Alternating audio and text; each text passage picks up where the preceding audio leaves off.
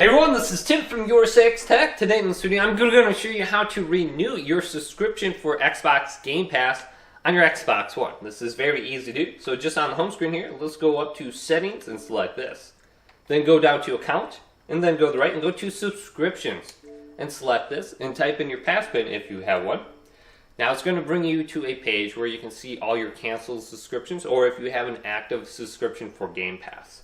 So I have 2 canceled subscriptions down here. All I have to do is simply choose it, and then I can renew it. But you can see the status is canceled, recurring billing is turned off, and then the expiration date it expired on. So if you don't want your credit card charged, make sure you turn off recurring billing. Now let's go ahead and choose one of these. So let's just go to Game Pass Core.